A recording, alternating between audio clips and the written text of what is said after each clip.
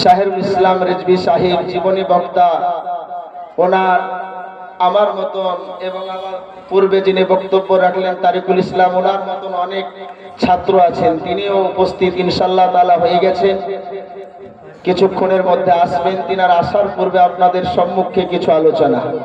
আমি আল্লাহর বিধান, অটুট বিধান, যেই কোরআন মাজিদ নির্ভুল নির্ভেজাল, এই কোরআনকে নিয়ে আমরা অনেক মানুষ আছি যে এই কোরআন মোতাবেক চলে পরহেজগার মুত্তাকি ভালো হয়, আবার অনেক মানুষ আছে এই কোরআনকে সম্মুখে রেখে ঈমানকে হারিয়ে ফেলে। তো যাই হোক, যারা যেটা হারাচ্ছে হারাতে দেন, সমস্যা নেই। কিন্তু এই গ্রামের মানুষ খুব কষ্ট করে সামান্য কিছু মানুষের কাছ থেকে হাড় ভাঙা পরিশ্রম দিয়ে এই গ্রামের যুবকরা এবং কিছু বাবা জীবনরা রুহের মাগফিরাতের উদ্দেশ্যে আমাদের সকলকে আহ্বান করেছেন। আমরা এসেছি এবং এই সমস্ত জায়গায় আসতেও হবে। যিনারা ঘোরাফেরা করছেন, ঘোরাফেরা না করে চলে আসুন। আমি আয়াত পড়েছি, একটা অংশ পড়েছি। আল্লাহ পাক বলছেন, কুল্লু নাফসিন যায়িকাতুল মাউত, যার জান আছে, যার প্রাণ আছে, তাকে মওতের স্বাদ চাখতে হবে। মুসলমান, দেখেন আপনার কোনো বন্ধু চলে গেছে, আপনার কারো ছেলে চলে গেছে, কারো বাবা চলে গেছে, কারো মা চলে গেছে, যাবে। কারণ আমার আল্লাহ পাক তিনি বলেছেন মানুষ মরণশীল, মরবে, আমরা মরব মুসলমান, কিন্তু মরার পূর্বে আমাদেরকে মুমিন হয়ে মরতে হবে। আল্লাহ পাক কোরআনের মধ্যে হুকুম দিয়েছে যে তোমরা পূর্ণ মুমিন না হয়ে মরিও না। দেখেন আমরা মানুষ, অনেকেই বলে আমরা মুসলমান, কিন্তু মুসলমান হওয়ার পর আল্লাহ পাক বলছেন মরো। তার মানে মুসলমান হওয়ার আগেও আমরা মুসলমান নাম নেই, কিন্তু মুসলমান পূর্ণ হতে গেলে আমার আল্লাহ পাক যে সমস্ত বিধানগুলি দিয়েছে, আল্লাহ পাক যে হুকুমগুলি করেছেন, সেই হুকুমগুলি আমাদেরকে মানতে হবে। যেমন আমার পূর্বেকার বক্তা বক্তব্য দিচ্ছিলেন যে রাসূলুল্লাহর মহব্বত, রাসূলুল্লাহর প্রেম, এ মুসলমান ইশকে রাসূল, এই মহব্বত কাকে বলে? আজকে আমার নবীর সাহাবীগণ আজকে পৃথিবীবাসীকে শিখিয়ে গেছেন। আজ পৃথিবীর সমস্ত সাহাবী আজ পৃথিবীর মানুষের কাছে মডেল হয়ে আছে মুসলমান। তিনারা এত কষ্ট করেছেন, এত যন্ত্রণা সহ্য করেছেন, কিন্তু তিনারা একটা প্রেমের দৃশ্য রেখে গেছে। আজকে আবু বকর থেকে নিয়ে, ওমরে ফারুক থেকে নিয়ে, ওসমানে গনি থেকে নিয়ে, হযরত আলী থেকে নিয়ে, আপনি এক এক করে যতগুলি বিখ্যাত বিখ্যাত মনীষী পৃথিবীর বুকে এসেছেন, আজকে যিনারা বিখ্যাত বিখ্যাত মহামানব হয়েছেন, মহাজ্ঞানী হয়েছেন, পণ্ডিত হয়েছেন, সকলের মধ্যে দেখবেন রাসূল প্রেম আছে মুসলমান। সুবহানাল্লাহ। যার মধ্যে রাসূলুল্লাহর প্রেম নাই, সে জ্ঞানী হতে পারেনি। চালাক ব্যাপারটা আলাদা, চালাক ব্যাপারটা আলাদা। চালাক এই শব্দের মধ্যে আপনি কয়েকটা জিনিস পাবেন। ওই মানুষটা চালাক রে, খুব চালাক। মানে কি চালাক? মানে ও বাঁচার চেষ্টা করে, বিপদে পড়ছে, বন্ধুকে সম্মুখে রেখে দিয়ে পালিয়ে গেল। এই মুসলমান বিপদে পড়লো, ভাইকে সম্মুখে রেখে দিল, পেছনে সরে গেল, এটাকে বলা হয় চালাক। কিন্তু বুদ্ধিমান জ্ঞানী ওই ব্যক্তি, যেই ব্যক্তির ভিতরে আমার রাসূলুল্লাহর প্রেম থাকে, রাসূলুল্লাহর মহব্বত থাকে। মুসলমান, আজকে যিনারা রাসূলুল্লাহর প্রতি প্রেম নিয়েছে, আজকে তাদেরকে মানুষ জ্ঞানীও বলেছে এবং পণ্ডিতও বলেছে। আজকে রাসূলুল্লাহর যারা সম্মান করেছে, রাসূলুল্লাহর প্রেম নিয়ে আজকে জীবন দিয়েছে, কোরআন তাদের জন্য সাক্ষী দিয়েছে। মুসলমান, ইসলাম ধর্মের জন্য বদরের প্রান্তরে আজকে যুদ্ধ হয়েছে। সেই যুদ্ধে যিনারা শহীদ হয়েছিলেন। আজকে তিনাদের কতটা শান একটু লক্ষ্য করবেন। ইসলাম ধর্মের জন্য উহুদের সরজমিনে যুদ্ধ হয়েছে। সেই যুদ্ধে প্রায় 72 জন সাহাবী, তাদের মধ্যে ছিল আমিরে হামজা, এই মুসলমান হযরতে আবুল আসওয়াদ, এক এক করে 72 জন সাহাবী শহীদ হয়েছেন। তিনাদের জন্য আমার আল্লাহ পাক বলছেন, ওয়ালা তাকুলু লিমা ইউকতালু ফি সাবিলিল্লাহি আমওয়াত। শোনো, যারা আল্লাহর রাস্তায় রাসূলুল্লাহর জন্য, ইসলাম ধর্মের জন্য যারা বরণ করেছে, যারা শহীদ হয়েছে, তাদেরকে মরা বলো না, বরং তারা চিন্তা মুসলমান। সুবহানাল্লাহ, সুবহানাল্লাহ। কিন্তু আমরা দেখতে পাই না, আমরা বুঝতে পারি না। কিন্তু মুসলমান, আমাদেরকে সর্বসময় প্রেম নিয়ে থাকতে হবে। যদি আমাদের মধ্যে রাসূলুল্লাহর প্রেম না থাকে, আজকে কিছু মানুষ বলছে আমি নামাজ পড়ি না, আমি জান্নাতি, আমি নামাজ পড়লাম না তো কি হয়েছে, আমার তো ভালো নাই, অমুক মোল্লা অমুক করে, অমুক মোল্লা তমুক করে, অমুক জিনিস সমক করে। এ মুসলমান, আমি বলি এই করে জান্নাত যাবে, ওই করে জান্নাত যাবে, কিন্তু জান্নাত যেতে গেলে আমার আল্লাহকে পেতে হবে। আল্লাহকে কি করে পাওয়া যায়? মুসলমান, আপনি নামাজ পড়লেন, নামাজ পড়ার পরে আল্লাহকে পেতেও পারেন, না পেতেও পারেন। কারণ নামাজ পৃথিবীর বুকে অনেক মানুষ পড়েছে, কেউ নামাজ পড়ে কাফের হয়েছে, আবার কেউ নামাজ পড়ে মুত্তাকি হয়েছে। কিন্তু কোরআন কি বলছে? কোরআন বলছে আল্লাহকে পেতে গেলে কি করতে হবে? কুল ইন কুনতুম তুহিব্বুনাল্লাহ ফাত্তাবিউনি ইউহিব্বুকুমুল্লাহ। হে নবী, আপনি বলে দিন, যদি কোনো ব্যক্তি আল্লাহকে পেতে চাই, আল্লাহর নৈকট্য লাভ করতে চাই, আল্লাহর সঙ্গে মহব্বত করতে চাই, আল্লাহর সঙ্গে প্রেম করতে চাই, ফাত্তাবিউনি, আমার নবীর পায়রবি করো, আমার নবীর ইত্তেবা করো। কেউ যদি আমার নবীর পায়রবি করে নাই, আমার নবীর ইত্তেবা করে নাই, আমি আল্লাহ পাক আমাকে পেয়ে যাবে। বলুন সুবহানাল্লাহ, সুবহানাল্লাহ, সুবহানাল্লাহ। তাই তো আমার সাহাবীয়ে কিরাম, সাহাবীগণ আমার নবীর সঙ্গে জান রেখে, প্রাণ রেখে আজকে ঈমানকে তরতাজা করার জন্য নবীর জন্য জান দিয়েছে। আজকে মুসলমান, অন্য বক্তব্য ধরতে গেলে অনেক সময় লাগবে। আমার ভাই তারকুল ইসলাম যে আবু বকর সিদ্দিকের আলোচনা করছিল, এই আবু বকর সিদ্দিকের একটা অংশ তুলে ধরি। এই আবু বকর সিদ্দিক কেমন ছিল যখন রাসূলুল্লাহ, আজকে মুসলমান আবু বকরের চরিত্র আজকে কোনোদিন খারাপ ছিল না। নবী যখন পৃথিবীর বুকে আসে, নবী পৃথিবীর বুকে আসার পূর্বে একটা সময় ছিল, যেই সময়টাকে বলা হতো জাহিলিয়াতের যুগ, মূর্খের যুগ, বর্বরতার যুগ। এই বর্বরতার যুগে কি হতো? যদি কোনো মা, কোনো বহিন পৃথিবীর বুকে আসতো, কোনো কন্যা সন্তান যদি জন্মগ্রহণ করত, সেই কন্যা সন্তানকে জিন্দা দাফন করে দিত। আপনারা বলবেন কেমন? রাসূলুল্লাহ 571 খ্রিস্টাব্দে পৃথিবীর বুকে আসেন, আসার পরে 40 বছর পরে তিনি নবুয়ত প্রকাশ করেন। তার মধ্যে একটা কঠিন ঘটনা ঘটেছিল। তার মেয়েটার জামিলা, জামিলার আব্বা, জামিলা যখন পেটে ছিল, সেই সময় জামিলার আব্বা ব্যবসায়ী গেছিল, একটা কাজে গেছিল। কাজে যাওয়ার পরে মুসলমান 2 থেকে 2.5 বছর কাজে ছিল। আর ওই সময় কি হতো? কোন কন্যা সন্তান যদি জন্মগ্রহণ করত, জিন্দা দাফন করে দিত। এই মুসলমান, আজকে জামিলা পেটে ছিল। জামিলার আব্বা কাজে যাওয়ার পূর্বে স্ত্রীকে বলেছিল, বিবি শোনো, তোমার পেট থেকে যদি কন্যা সন্তান জন্মগ্রহণ করে, সেই কন্যাকে জিন্দা দাফন করে দিবে, আর যদি পুত্র হয় তাহলে বাঁচিয়ে রাখবে। মুসলমান, আজকে অনেক মানুষ, অনেক মা, অনেক বোন আমার রাসূলুল্লাহ সম্পর্কে খারাপ মন্তব্য করে। আজ থেকে 1500 বছর পূর্বে তাকান, আমার নবী, আপনার নবী যদি না আসতো, সম্মান থাকতো না। বাবার সম্মান বাবাকে দেওয়া হতো না, মায়ের সম্মান মাকে দেওয়া হতো না, বোনের সম্মান বোনকে দেওয়া হতো না। এক কথা, ইজ্জত কারো থাকতো না, মান সম্মান কারো থাকতো না। কিন্তু আপনার আমার নবী আসার পরে পৃথিবীর বুকে মানুষকে বর্বরতার যুগ থেকে বের করে নিয়ে এসেছে। পৃথিবীর বুকে মানুষকে সম্মানিত করেছে। ও জামিলার আব্বা যখন বাইরে চলে গেল, মায়ের পেট থেকে কন্যা সন্তান জন্মগ্রহণ করলো। মা তো বড় কষ্টের জিনিস, মা তো বড় আদরের জিনিস। মা কাকে বলে? যেই মা আজকে 10 মাস 10 দিন ধরে কষ্ট করার পরে, যন্ত্রণা সহ্য করার পরে, যখন নার্সিং হোমের বেডে শুয়ে বাচ্চা জন্ম দেয়, বাচ্চা জন্ম দেওয়ার পরে যখন বাচ্চার মুখখানা দেখে, সমস্ত কষ্ট দূর হয়ে যায়, সমস্ত যন্ত্রণা দূর হয়ে যায়।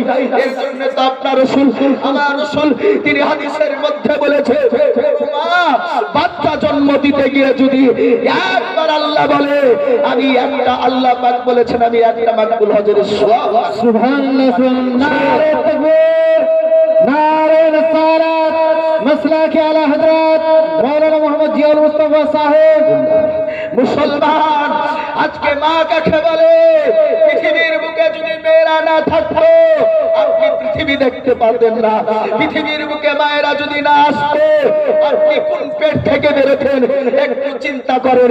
রাসূলুল্লাহ আসার পূর্বে এমন একটা সময় ছিল, যদি কন্যা সন্তান জন্মগ্রহণ করত তাকে জিন্দা দফন করে দিত। জামিলা যখন জন্মগ্রহণ করলো, জামিলার মা মুখখানা দেখার পরে সমস্ত কষ্ট ভুলে গেল, সমস্ত যন্ত্রণা ভুলে গেল, সমস্ত চিন্তা মাথা থেকে দূর হয়ে গেল। আবার ভয় করতে আরম্ভ করলো, আমার তো কন্যা হয়েছে, আমার তো বিটি হয়েছে, এই বিটিকে তো জিন্দা দাফন করে দিবে, জিন্দা পুঁতে দিবে, আমি কি করে সহ্য করব? আমার কলিজার টুকরা, হাদিসের মধ্যে বাচ্চাদেরকে মুসলমান কলিজার টুকরা বলা হয়েছে। রাসূলুল্লাহর জামানায় কি পরিস্থিতি ছিল দেখুন। আজকে ওই মা, জামিলার মা ওই লালকে দেখছে, ওই কন্যা সন্তানকে দেখছে আর চুমু দিচ্ছে, এইরকম ভাবনা ভাবছে। মুসলমান একদিন 2 দিন করতে করতে লুকিয়ে লুকিয়ে ওই বাচ্চাটার বয়স প্রায় 2 বছর। 2 বছর পরে ওই বাচ্চার আব্বা আসছে, চিন্তা করছে মনে হয় আমার পুত্র সন্তান হয়েছে, সেই সন্তানকে নিয়ে আমি খেলবো, আমি আদর করব। সন্তান পুত্র হয়েছে, আদর পাবে, কন্যা সন্তান হলে আদর পাবে না। এটা কোথা থেকে পেল মুসলমান? শুনুন, আজকে ওই ব্যক্তি আসার পরে দেখছে বাড়িতে কন্যা সন্তান, মাথাটা গরম হয়ে গেছে। যে কন্যা হলে বলেছিলাম জিন্দা দাফন করে দিস, কিন্তু জিন্দা দাফন করেনি। কিন্তু তাকে 2 বছরের বাচ্চা কি করে জিন্দা দাফন করবে? দাফন করতে পারে না। আর একটা কিতাবের মধ্যে আছে 3 বছরের কন্যা কি করে দাফন করবে? দাফন করতে পারে না।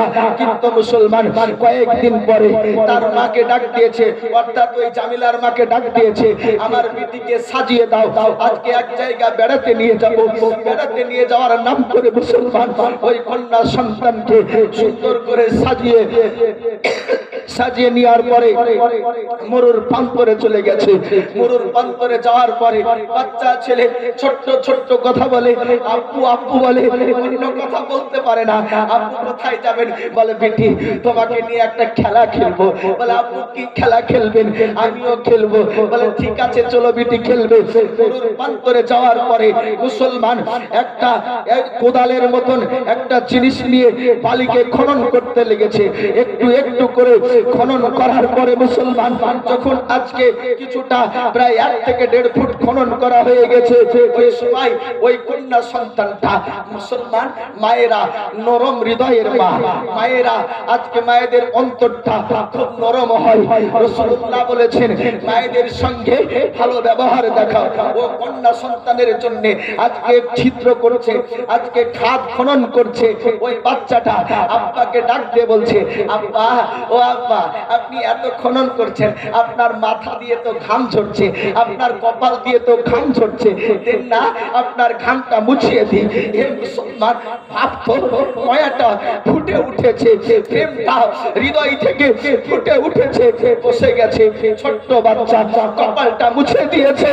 মুছে দেওয়ার পরে আবার চিন্তা আসছে যে আমি কন্যা সন্তানকে জিন্দা রাখবো না, দাফন করে দিব। খনন করছে, আব্বা এটা কোন খেলা খেলবে? এটা কেমন খেলা খেলবে? বলে বেটি এইটা একটু বড় করে খাত করব, তারপরে তোমাকে এর ভিতরে ঢুকাবো, এটাই হচ্ছে বড় খেলা। বলছে আব্বা আপনার একলা কষ্ট হচ্ছে, আমাকে একটু নামান, আমি বালিগুলি তুলে দিই। ছোট্ট বাচ্চা বাপকে হেল্প হেল্প করার জন্য। একটু দেখবেন মেয়েরা বাপের বেশি প্রেমিক হয়, মেয়েরা বাপকে একটু বেশি ভালোবাসে। আজকে বাপকে হেল্প করার জন্য, সাহায্য করার জন্য খাদে নেমে যাওয়ার পরে বালি একটু একটু করে তুলে দেওয়ার পরে মুসলমান যখন বড় খাদ হয়েছে, ওই খাদের ভিতরে বাচ্চা ছেলেটাকে, কন্যা সন্তানটাকে ভরে দেওয়ার পরে একটু একটু করে বালি ফেলতে আরম্ভ করেছে। এই জায়গা পর্যন্ত যখন ঢেকে দিয়েছে, সেই সমাতে ওই বাচ্চা কান্না করতে করতে বলছে, আব্বা হাত পা ব্যথা করছে, পায়ে তো যন্ত্রণা করছে, এ কেমন খেলা, খেললে পারে তো মজা পাওয়া যায়, আনন্দ পাওয়া যায়, কিন্তু আমার পাগুলিতে ব্যথা করছে, কষ্ট হচ্ছে। আব্বা এটা কেমন খেলা? বলে বিটি এটাই খেলা। খেলতে খেলতে গলা পর্যন্ত যখন দফন করে দিয়েছে, ওই বাচ্চা মহিলাটা জামিলা বলছে, আব্বা এ কেমন খেলা? বলে বিটি শোনো, আমি জানতাম না যে তুমি আমার কন্যা সন্তান হয়েছে। আগে যদি জানতাম, আমি কাজ থেকে আসার পূর্বে আগে কাউকে বলে তোমাকে দাফন করিয়ে দিতাম, কিন্তু পরে যখন পারলাম তুমি আমার কন্যা সন্তান, তাই তোমাকে আজকে জিন্দা দাফন করতেছি। সঙ্গে সঙ্গে ওই বাচ্চাটাকে মুসলমান কান্না করতে করতে বলেছিল, আব্বা আমাকে দাফন করিয়েন না, আমাকে তুলে ফেলেন, আমাকে ছেড়ে দেন, আমি চলে যাব, কোনোদিন আপনার মেয়ে বলে পরিচয় দিব না। তারপরে মুসলমান জামিলার আব্বা জামিলাকে দাফন করে দিয়েছিল। দাফন করার পরে মুসলমান বাড়িতে যাওয়ার পরে বিছানায় শয়, ওই কন্যা সন্তানের মুখটা ভেসে ওঠে, আদরের সন্তানের মুখটা বারবার ফুটে ওঠে, ঘুম হয় না। অবশেষে নবী আমার যখন নবুয়ত প্রকাশ করলেন, আজকে নবীর দরবার গেলেন, যার পরে সমস্ত ভুলকে, সমস্ত অন্যায়কে ত্যাগ করে কালমা পড়ে সাহাবী হয়েছিল। বলার উদ্দেশ্য, মুসলমান একটা যুগ ছিল, যেই যুগে বাপের সম্মান বাপকে দেওয়া হতো না, মায়ের সম্মান মাকে দেওয়া হতো না, বোনদের সম্মান বোনকে দেওয়া হতো না, মেয়েদের ইজ্জত ঠিক থাকতো না। এই ইজ্জত, এই সম্মান কেউ যদি দিয়ে থাকেন, তিনি আর কেউ না, আপনার আমার নবী, দোনো জাহানের মালিক ও মুখতার নবী, নবী মুহাম্মদ রাসূলুল্লাহ সাল্লাল্লাহু তাআলা আলাইহি সাল্লাম। ও নবী, আপনার ইজ্জত বাড়িয়েছে, আমার ইজ্জত বাড়িয়েছে। এ মুসলমান, সেই নবীর সঙ্গে আমাদের প্রেম রাখতে হবে, মহব্বত রাখতে হবে। তাই তো আবু বকর সিদ্দিক ওই নবীর সঙ্গে জান দিয়ে প্রেম করেছে, তাই তো ওমর ফারুক ওই নবীর সঙ্গে প্রাণ দিয়ে প্রেম করেছে। একটু শুনুন, আবু বকর সিদ্দিক মাত্র কয়েকজন মুসলমান হয়েছে, 7 থেকে 8 জন, 9 থেকে 10 জন। ওই সময় আবু বকর সিদ্দিক একবার নবীর দরবারে গেছেন, নবী গো, আপনি যদি উপদেশ দিতেন, আমি তো মাননীয় লোক, আমি তো সম্মানীয় লোক, আমি কি করতাম? প্রকাশ্যে কালমা প্রচার করতাম। দুরূদ শরীফ পাঠ করুন, আল্লাহুম্মা সাল্লি আলা সাইয়্যিদিনা মাওলানা মুহাম্মদ ওয়া আলা আলি সাইয়্যিদিনা মাওলানা মুহাম্মদ। বন্ধুগণ, আমি আবু বকর সিদ্দিক সম্পর্কে বলতেছিলাম, আমার ভাই আবু বকর সিদ্দিকের কিছু আলোচনা করেছে, আমি কিছু আলোচনা করব। এই আবু বকর কেমন ছিলেন একটু শুনুন। এই আবু বকর পৃথিবীর বুকে কোনোদিন অন্যায় কাজ করেনি। আজকে কিছু মানুষ হয়েছে আবু বকর সম্পর্কে খারাপ মন্তব্য করে, আবু বকরকে গালি দেয় মুসলমান। আবু বকর সিদ্দিককে যে গালি দেয়, সে কোনোদিন মুসলমান থাকতে পারে না, সে কোনোদিন মুমিন থাকতে পারে না। কোন ভাই, কোন বন্ধু যদি আবু বকর সিদ্দিককে গালি দিয়ে দেন, তাহলে অন্তর থেকে, লোকের সম্মুখেও যদি আপনি না পারেন, মনে মনে তোবা করে নেন। কিন্তু আবু বকর সিদ্দিক কে ছিল? মুসলমান।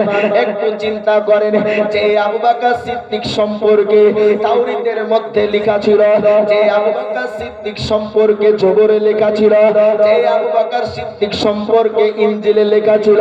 আপনারা বলবেন কেমন? আবু বকর যে যেই দিন কালমা পড়ে তার 3 দিন পূর্বেকার কথা। আবু বকর একদিন বিছানায় শুয়ে আছে, শায়িত অবস্থায় মুসলমান ঘুমিয়ে গেছে। আল্লাহ পাক স্বপ্নের মাধ্যমে দেখাচ্ছে আবু বকর সিদ্দিক নবীর থেকে মাত্র 2 বছরের ছোট ছিল। নবী আমার পৃথিবীর বুকে এসেছে 571 খ্রিস্টাব্দে, আর আবু বকর সিদ্দিক এসেছে 573 খ্রিস্টাব্দে। এই আবু বকর সিদ্দিক মুসলমান পৃথিবীর বুকে আসার পরে যখন একটু একটু বড় হতে লাগলো, অনেক অন্যায় কাজকে ত্যাগ করেছে, অনেক অন্যায় কাজ করতে বারণ করেছে। এই আবু বকর সিদ্দিক মুসলমান একদিন স্বপ্নের মাধ্যমে দেখছে আকাশের একটি তারা যেন ভেঙে কি করলো হযরতে আবু বকরের কোলে আসলো।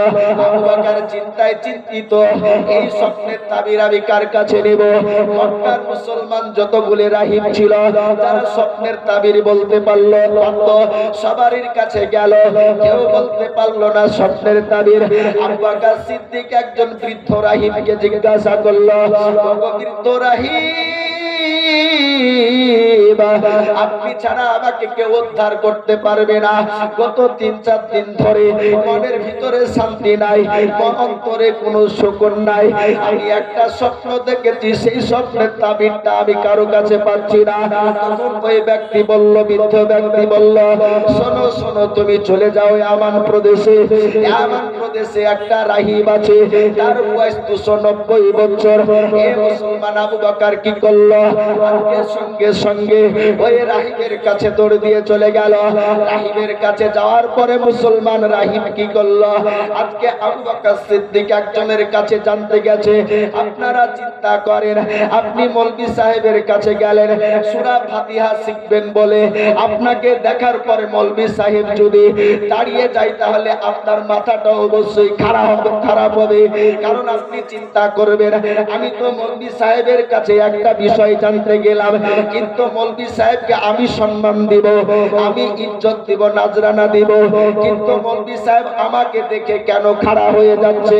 আবু বকর সিদ্দিক মুসলমান ওই রাহিবের কাছে যেমনি পৌঁছেছে, রাহিবের কাছে যেমনি নেমেছে, সঙ্গে সঙ্গে রাহিব খাড়া হয়ে গেছে, আবু বকরের হাতখানা ধরেছে।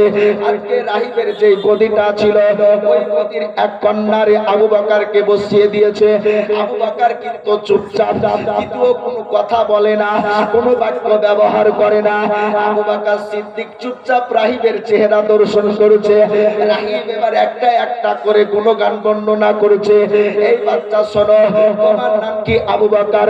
আবু বকর কিন্তু চুপে গেছে। আজকে মুসলমান আজকে আশ্চর্য হয়ে গেছে, আমার নামটা কি করে জানলো? আবু বকর সঙ্গে সঙ্গে বলছে, হ্যাঁ হ্যাঁ হ্যাঁ, আমার নামটা হচ্ছে আবু বকর। আবু বকরকে বলছে, শোনো, তুমি বাড়ি কি মক্কা, তোমার বংশধর কি আয়, তুমি কি এরকম কাজ করো, তোমার আব্বার নাম কি আয়, তোমার মায়ের নাম কি আয়?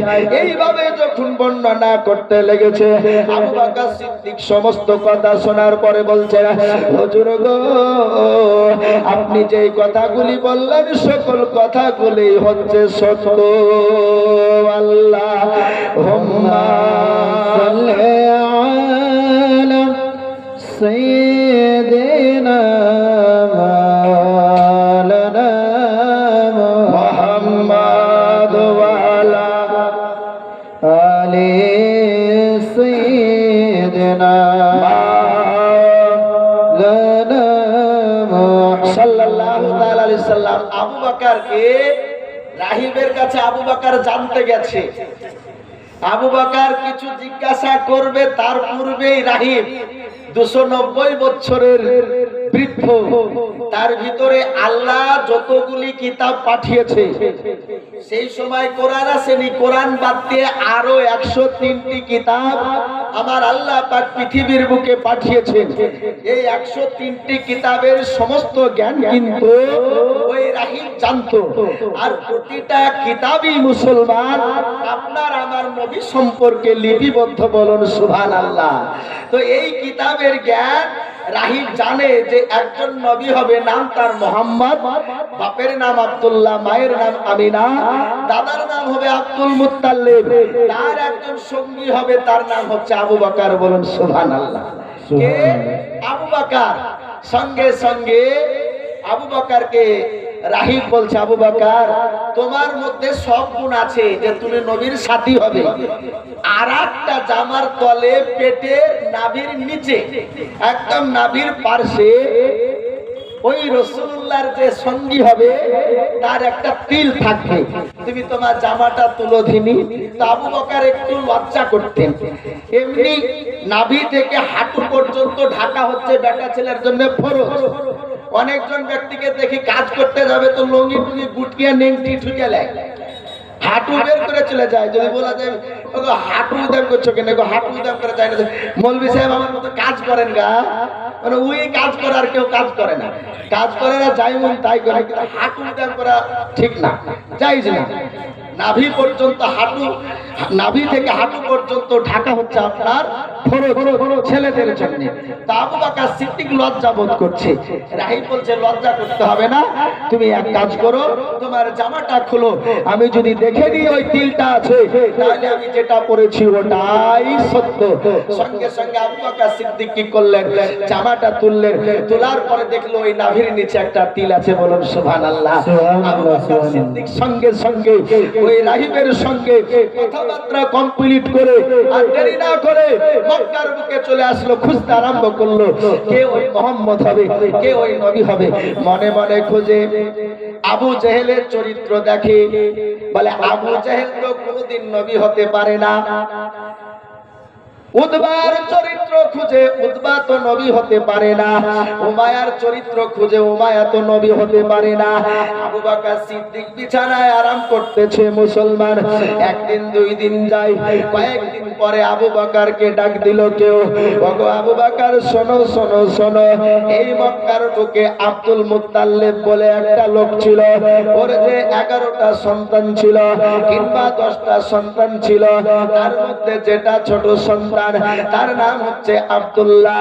ওই আব্দুল্লাহর একটা ছেলে হয়েছিল, আব্দুল্লাহ তো প্রথমেই মারা যায়। পৃথিবীর বুকে নবী আপনার মুসলমান আব্বার মুখখানা দেখেনি।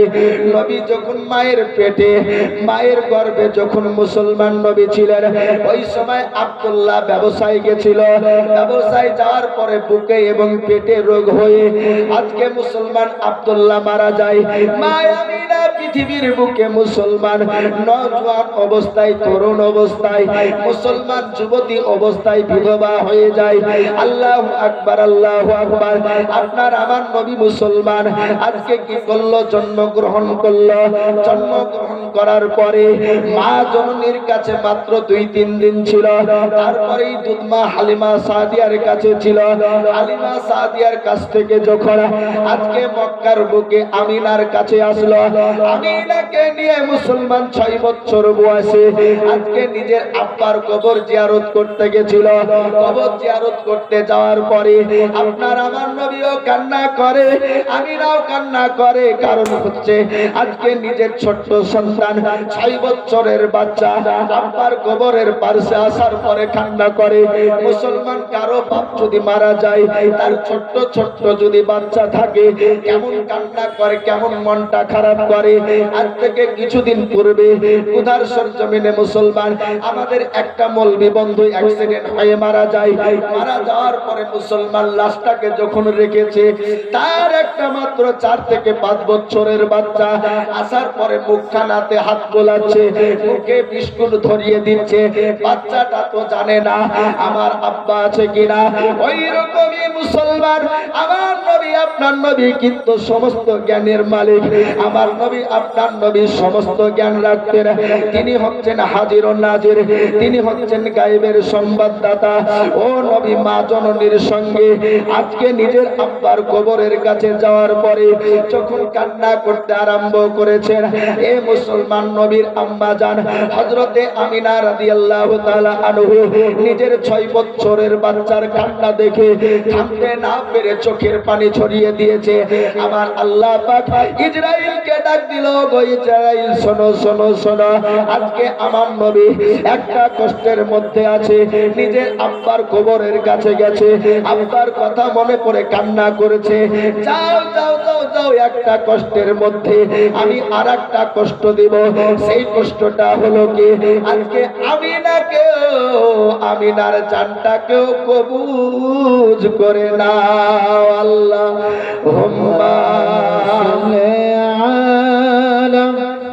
سيدنا مولانا محمد وعلى آل سيدنا مولانا محمد صلى على محمد صلى على محمد हर दम زمان سنكانو باك نبي محمد সাল্লাল্লাহু তাআলা আলাইহি সাল্লাম। তো মুসলমান নবীর যখন 6 বছর বয়স, সেই বয়সে বাবা দুটো কি হারিয়েছে। দাদুর কাছে থাকতো, দাদুও মারা যায়।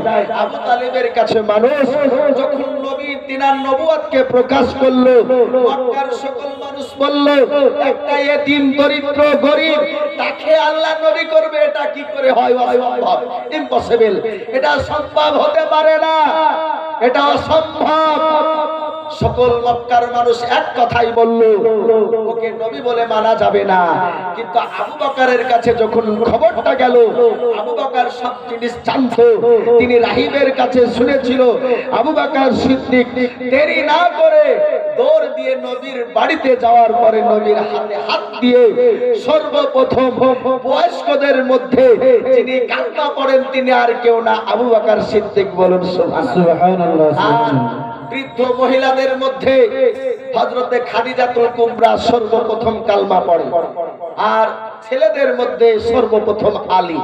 তো মুসলমান আবু বকর সিদ্দিক কালমা পড়ল, খাদিজাতুল কুবরা তিনিও কালমা পড়েছেন। এক এক করে মানুষ কালমা পড়ে আর মুসলমান হয়। এইদিকে আবু জাহেলও রাগে, উতবাও রাগে, উমায়াও রাগে, উমারে ফারুকও তখন কিন্তু কালমা পড়েনি, সেও রাগে। যারা ছিল সবাই রাখছে, রাখবে না কেন? তাদের ক্ষমতা দিন দিন শেষ হচ্ছে, বর্বরতার যুগ দূর হচ্ছে, নোংরামু খতম হচ্ছে। সবাই চিন্তায় চিন্তিত যে মুহাম্মদ থাকলে পারে আমাদের ক্ষমতা থাকবে না, আমাদের শক্তিকে নাস্তানাবুদ করে দিবে, অতএব মুহাম্মদকে শেষ করতে হবে। আর আবু বকর করে যাওয়ার পর বলেন, ইয়া রাসূলুল্লাহ, আপনি যদি হুকুম দিতেন আমি মক্কার কাবার চত্বরে যাওয়ার পরে প্রকাশ্যে ইসলাম প্রচার করতাম। আল্লাহু আকবার, আল্লাহু আকবার। হে মুসলমান, আমার নবীর কাছে যখন আবু বকর কালমা প্রচার করার হুকুম চাইলেন, নবী আমার আবু বকরকে বললেন, আবু বকর, ওগো আবু বকর, তুমি এখন কালমা প্রচার করো না। তুমি যদি এখন কালমা প্রচার করো, মুসলমানের সংখ্যা কম, কাফেররা অনেক শেষ করে দিবে। আবু বকর নবীকে এত মানতেন, এত প্রেম করতেন। আবু বকর থেমে গেল। মুসলমান একবার গেলেন, নবী আমার বারণ করলেন, থেমে গেল। দ্বিতীয়বার গেলেন, দ্বিতীয়বারও নবী আমার কালমা প্রচার করতে বারণ করলেন, থেমে গেলেন। একবার, দুইবার, তিনবার, চারবার, চারবার নবীর কাছে গেলেন, নবীর কাছে হুকুম চাইলেন, নবী আমার হুকুম দিলেন না। আবু বকর থেমে গেল। হে মুসলমান, বলার উদ্দেশ্য, আমার নবীকে আবু বকর কত মহব্বত করতেন, কতটা প্রেম করতেন। দেখেন, পঞ্চমবার যখন আপনার আমার নবীর কাছে আবু বকর গেলেন, আবু বকরকে ডাক দিয়ে বলল, আবু বকর কি ব্যাপার, তুমি কি আজ কিছু বলবে? আবু বকর বলে, ইয়া রাসূলুল্লাহ, ইয়া হাবিবাল্লাহ, ওগো আল্লাহর নবী, আপনার কাছে চারবার এসেছি, আপনি তো আমাকে অনুমতি দেননি। আমি পঞ্চমবার আপনার কাছে রিকোয়েস্ট করছি, অনুরোধ করছি, আপনি যদি হুকুম দিতেন আমি কাবার চত্বরে যাওয়ার পরে প্রকাশ্যে ইসলাম প্রচার করতাম। আপনি যদি হুকুম দিতেন তাহলে কাবার চত্বরে প্রকাশ্যে ইসলাম প্রচার করতাম। সঙ্গে সঙ্গে আপনার নবী আমার নবী বললেন, আবু বকর বারবার যখন বলছো, ঠিক আছে যাও, তুমি প্রকাশ্যে কালমা প্রচার করো।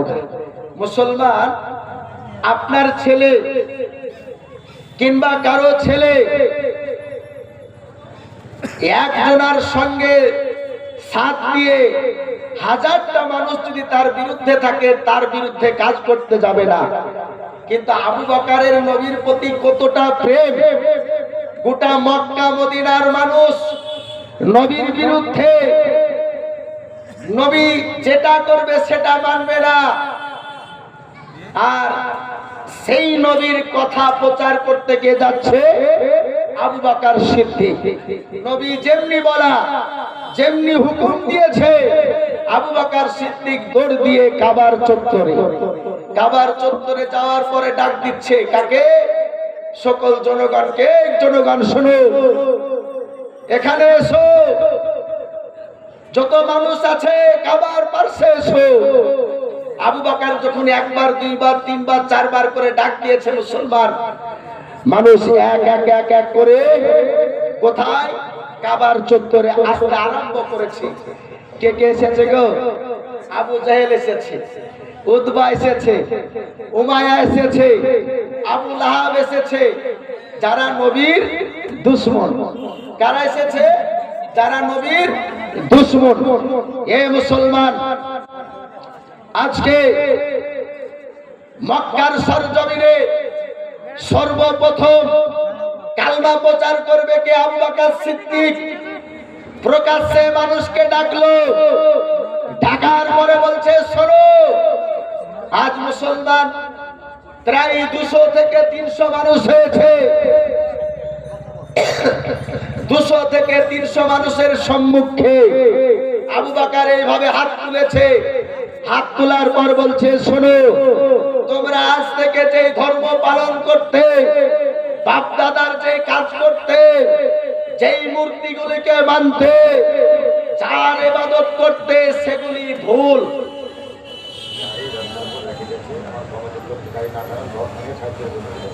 আচ্ছা, যে ভাইয়েরা, যুবক কিংবা আরো অন্যান্য ভাইয়েরা রাস্তায় গাড়ি রেখেছেন, রাস্তাটা খুব চলাচল রাস্তা, অতএব রাস্তা থেকে গাড়িগুলি নামিয়ে নিন।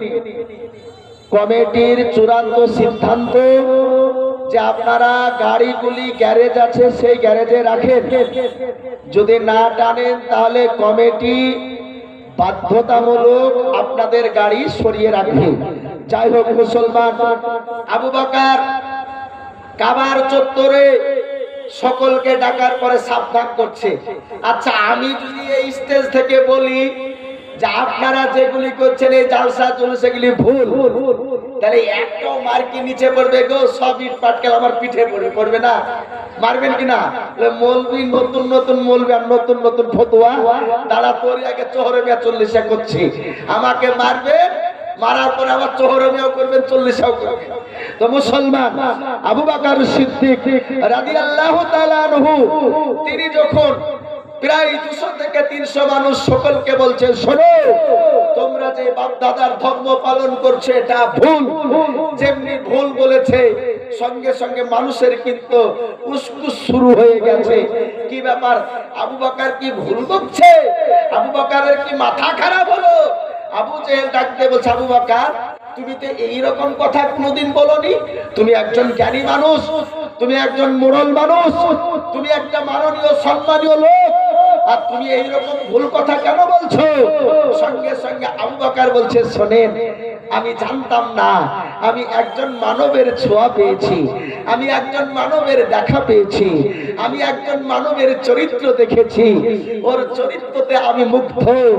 ও নবী অন্য কেউ না, এই মক্কারি কুরাইশ বংশের আব্দুল্লাহর ঘরে এতিম হয়ে যিনি জন্ম নিয়েছিলেন, নাম তার মোহাম্মদ, তিনি হচ্ছেন আমাদের নবী, নবী মুহাম্মদ রাসূলুল্লাহ। ওই নবীর যদি কালমা পড়ে নাও, ওই নবীর যদি কথা শুনে নাও, ওই নবীর যদি বৈশিষ্ট্য তুলে ধরো, তাহলে তোমরা কোনোদিন গুনাহ, অন্যায়, পাপ কাজ করবে না। যেমনি বলা মুসলমান, একটা নওজোয়ান একটা পাথর তুলে মারবি তো মার, আবু বকরের কপাল মেরেছে। যেমনি মারা আবু বকর সিদ্দিকের কপাল দিয়ে মুসলমান রক্ত ঝরঝর করে ঝরতে আরম্ভ হয়েছে। আবু বকর সিদ্দিক বলছে, শোনো আমি তোমাদেরকে বোঝাচ্ছি, এখানে কথা উপকথন হচ্ছে, এখানে তর্ক বিতর্ক হচ্ছে, এখানে কিসের জন্য পাথর মারামারি করছো? আবু বকর কান্না করতে করতে বলছে, ওগো আবু জেহেল, ওগো উতবা, শোনো শোনো, তোমরা পাথর মারো না, আমি যেটা বলছি সেটা হচ্ছে সত্য।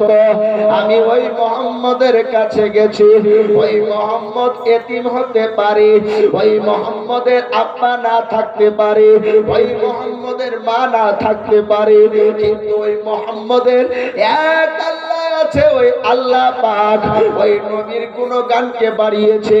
আমার আল্লাহ পাক কোরআনে বলছে, ওয়ারা ফানা লাকা যিকরাক, হে নবী তোমার শান ও শওকতকে বাড়িয়ে দিলাম, তোমার ইজ্জতকে উঁচু করে দিলাম, তোমার মানকে লম্বা করে দিলাম। হে মুসলমান, কোরআন বলছে, আতু ইজ্জু মান তাসা আতু জিল্লু মান তাসা, ইজ্জতের মালিক হচ্ছে আল্লাহ, জিল্লতের মালিক হচ্ছে আল্লাহ। হে মুসলমান, আপনার ইজ্জত যদি আল্লাহ বাড়িয়ে দেয় তাহলে পৃথিবীর কেউ কমাতে পারবে না। আপনার ইজ্জত যদি আল্লাহ কমিয়ে দেয় পৃথিবীর কোনো মানব আপনার ইজ্জতকে বাড়াতে পারবে না। হে মুসলমান, আমার নবীর সম্মান, আমার নবীর ইজ্জত কে বাড়িয়েছে? আমার আল্লাহ পাক বাড়িয়েছে। হে মুসলমান, আমার আল্লাহ পাক আবু বকর সিদ্দিকের অসম্মানকে বাড়িয়েছে। এই আবু বকর সিদ্দিক যখন নবীর গুণগান করতে আরম্ভ করেছে, নারায়ে তাকবীর, নারে রিসালাত, নারে রিসালাত।